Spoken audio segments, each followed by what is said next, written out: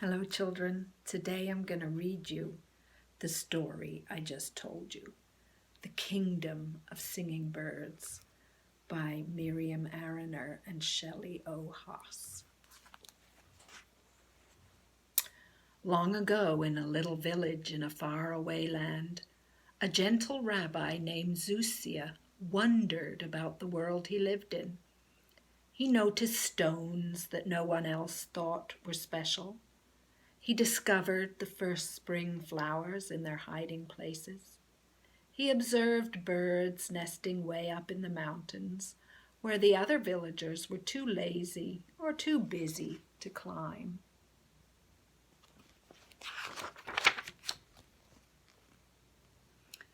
Zhuzi was always asking questions. Why do things fall down instead of up? Where does the sun go when it sets? What's beyond the moon and stars? The more Zhuzi asked, the more he learned.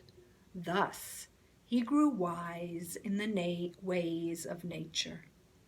Zhuzi's neighbors would come to him for advice.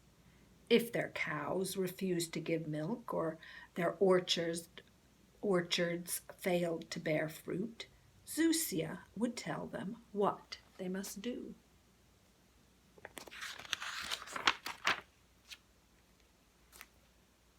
Now, it happened that a new king ruled Zhuzi's country. His father, the former king, and his grandfather, the old king, had collected birds from all over the world. Booby and cuckoo, quetzal and coot, cockatoo, bobolink, parakeet, goose, dicky bird, chickadee, curlew and crane, widgeon and pigeon, bluebird and jay. The birds were very beautiful, but they did not sing.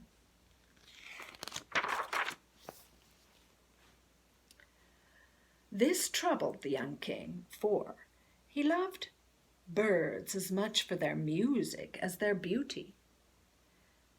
He asked his advisors how to make them sing. "Give them treats," said one. So the king fed the birds the juiciest berries, the crunchiest seeds, and the sweetest mountain water in the land. The birds ate and drank, but they did not sing. "Build them a bigger, fancier house," suggested another. So the king ordered his craftsmen to build an aviary 10 times taller and 20 times wider, and to decorate it with gold and silver and jewels. The birds flew higher and farther in their new home, but still they did not sing.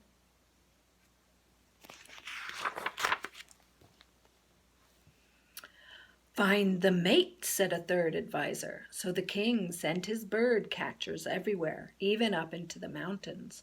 But the new birds were as silent as the old. "I will give a barrel of gold to anyone who can make my birds sing," proclaimed the young ruler. From all over the kingdom people came to try. Magicians did tricks for the birds, acrobats tumbled and clowns stumbled, jugglers juggled and fiddlers fiddled. A witch even cast a spell. But the birds remained silent. "My birds will never sing," sighed the king. "As it was in my father's time and in my grandfather's time, so it shall be in mine."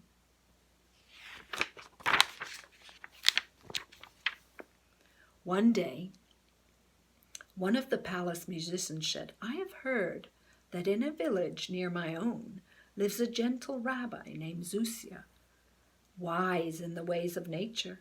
He once got a farmer's hen to lay her eggs after everyone else had given up. Perhaps he could get your birds to sing."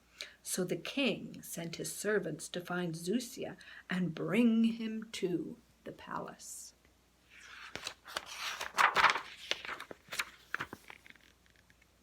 Zhuzi was excited and a little scared. He had never been very far from home. What could he, a simple man from a tiny village, tell a king? Then he remembered Although I haven't traveled far from my village, I've traveled a lot inside it. I know what I know. Even a king can't know everything. Besides, if a king summons, a wise man follows. So Zhuzi journeyed many days and nights. He followed the king's men across rivers, through forests, and high up into mountains. Finally, they reached the palace. It was even more magnificent than Zhuzi had imagined, and the royal aviary. Zhuzi had never seen so many kinds of birds. Tree birds and sea birds, red, green, and blue. Shore birds and snow birds, so lovely to view. From India, Arabia, the whole world around, a rainbow of colors, but alas, not a sound. Such glorious birds, but not a chirp or a peep. Zhuzi thought about the birds that sang in his village, and up in the mountains, and all along his journey. There was something he must tell the king, even if it made him angry. "Come closer, Zhuzi," beckoned the king. "I have been told that you are wise. Can you make my birds sing?" "Your Majesty," began Zhuzi, "you won't like what I have to say." "Say it anyway," demanded the king. "Your Majesty, if you want your birds to sing, you must let them go free." "What? Free my birds? Impossible!" roared the king.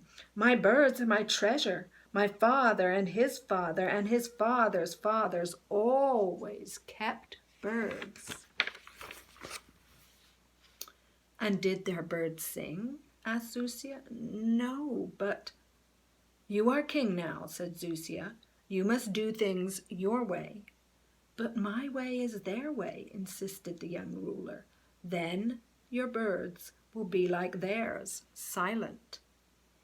The king yearned to hear his birds sing, but he was afraid of losing them.